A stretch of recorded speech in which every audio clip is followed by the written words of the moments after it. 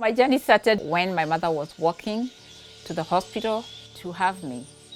I couldn't wait to come out, so I landed by the roadside. They should have called me Kajira. Kajira means the one of the road, but I don't call it the road, I say the one of the path.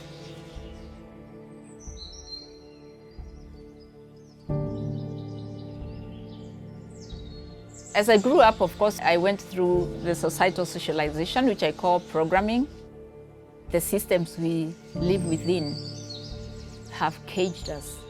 We're in a box, and we need to get out of these boxes and awaken to who we really are. I knew that a girl was supposed to live a certain way, to do certain things, to be married, have children. I always felt that that was not my calling, so I left. I was very small at that time. My aunt came and told me, you know what, your mom has a baby boy. Wow. A week later, my mom passed away, leaving a very small boy. And then we went to the burial of my mom. And that's the first time I saw my dad for about 2 years. The family met and asked my dad whether he's going to take us back. He said, I don't know those kids. It was so sad for us. We knew we lost our hope. I remember that day, we had gone without food for 3 days, including my small brother. He would cry and sleep, cry, sleep. I sneaked into my uncle's house to steal food, but I could not find food. I found some money there, I took it. I decided to run away from that place. So I took my brother, he was barely 3. We became totally street kids. So we would sleep in the street. That was the most difficult part of my life. Homeless, you have a small kid you are taking care of, no food and nothing. I was born in the western side of Kenya, which is more of not my culture. My mom is a Ugandan, my father is a Kenyan. My family was affected by the 2007-2008 post-election violence that happened in Kenya. It was a terrible conflict between tribes that was incited by political leaders. And young people are the ones who are being used to go to different people's homes and kill people. Through that incident, I developed anger, and I wasn't really happy with the tribe that did the brutality of murdering people and killing us.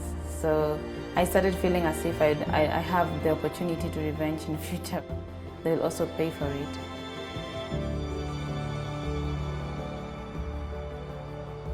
And when I left, that is when I went for further education. I did 2 master's degrees and a PhD. And that's also part of my journey because I did those studies outside of Kenya. My first master's degree I did in South Africa. The second one I did in the US. And my studies opened up a whole new world for me. So I started understanding cross-cultural issues. And then I started merging that with peace building. When I was in the streets, I really had thirst. I wanted to go to school, and I would do anything to go back. So I looked for schools. I had friends who were going to school, and I was so jealous about it. I envied them. I would see someone in school uniform and I would cry. I don't have a parent, don't have anyone, not even my relative who is concerned about us. It's been like 4 years. No one has asked where my small brother went. So I knew the only hope that I have is education. That courage never left me. All I wanted to do is to support a child, go to school so that they can hopefully find their dream.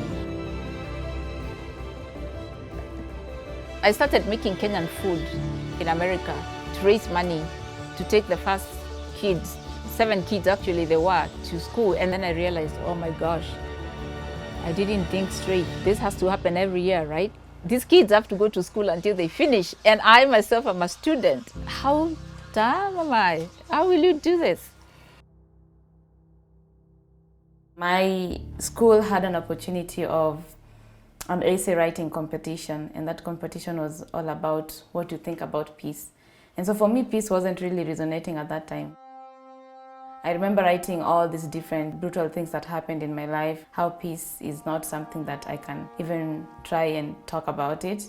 And luckily my essay was the best essay, and I was lucky enough to be one of the top 3 to travel to the US in Austin, Texas to attend a Global Youth Peace Summit. That is when I started realizing that I have the opportunity to come back to Kenya in my community and bring the summit to the young people here so that they can also go through the process of healing, especially those who are affected by the violence.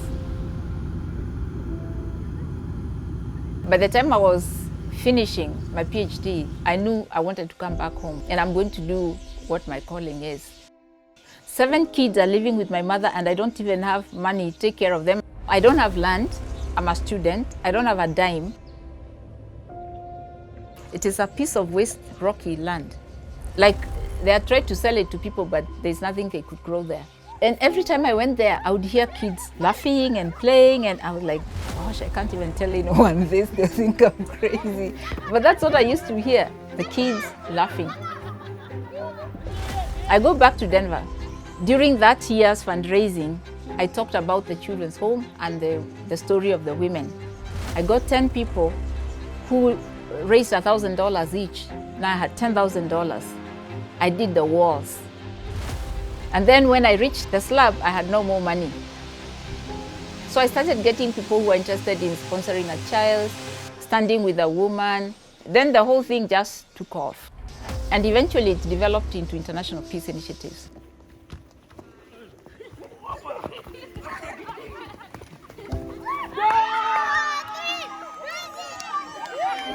Staying in the streets, homeless for 6 years, and then finding a chance to go back to school. Dr. Karambo was so much moved by our story, and she decided to take us. It's the most amazing part of my life. I usually say that Dr. Karambo Rengera started thinking about international peace initiatives in 2003, the same year that my mom passed away. So my belief is my mom never died. She left us where we were and came to Meru and started a Better Home international peace initiatives for us to stay. So I say Dr. K is not like a foster mother for me, she's my mom. She loves me unconditionally and all the kids, and I have brothers and sisters here. And being in such kind of a family with a lot of love is really amazing. It's a feeling that I have never thought of encountering in my life. And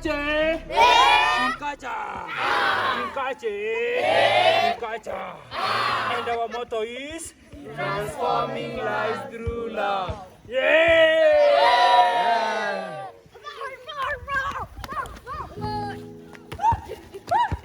Transformation that you don't see in your community is your fault and my fault. There is no government. The government is you and I. What do we choose to do to change the things that are not working for us?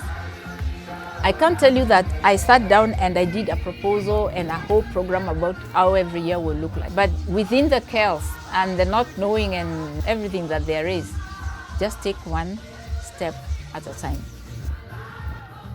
One thing leads to another. So we have come to where we are now. We've created the Eco Center, the children's home is running, the kids are now 73. So this place has not just become a community hub, but it's become an international space for people to come and find who they are. And I called it International Peace Initiatives because I knew I wanted to work globally. I wanted it to be a peace initiative and not just one, initiatives. I started looking for spaces where I can host the summit. We came here and we found Dr. Karambo, and I told her what I'm aspiring to do. And she was so amazed and touched because she has also been thinking of bringing young leadership programs here, because we are the generations that are aspiring to be the next leaders of the world. So if we don't work hard towards finding ourselves, then who will find us? Everybody tells youth that you're the next generation of leaders. And I ask them, when is next going to come? The older people in positions of power want to hold on to this power. So I tell the youth, think, when is next going to come for you? You are the now generation of leaders, and you have to step into the leader that you are now. A leader's business is not to go and tell people how great you are. Your business is to show people how great they are. She doesn't tell us what to do. She works with us to understand our circumstances so that we can help ourselves. She says that no one is helpless. We only don't know that we are the hope that we are looking for. When I realized that, my life changed completely. My first summit, I held it in 2016 here in Meru at this amazing space. And we had so many young people from 25 countries. And I felt the movement that was in these young people, and they wanted to continue having these spaces in their own communities. So I also decided to do it yearly. That drove me to continue working with Dr. Karambo.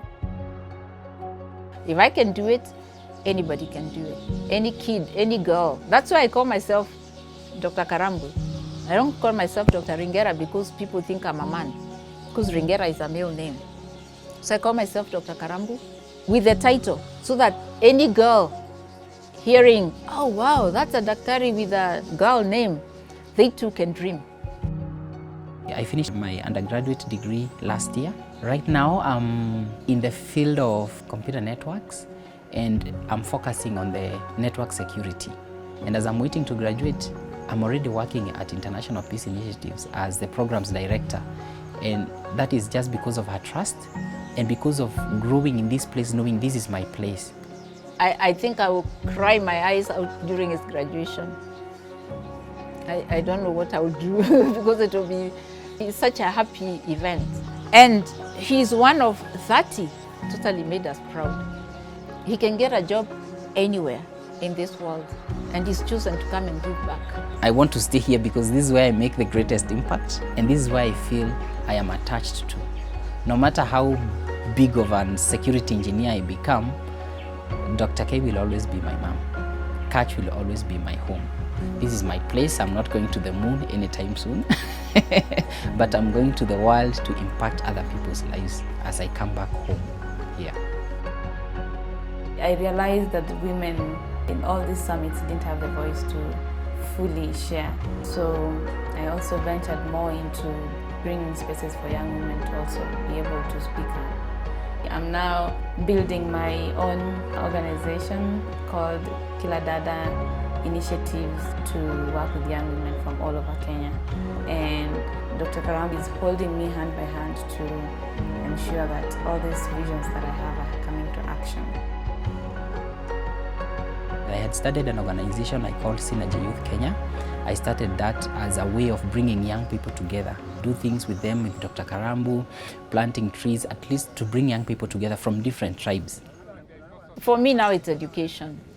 I decided I'm going to start an alternative school, and that's where I am now.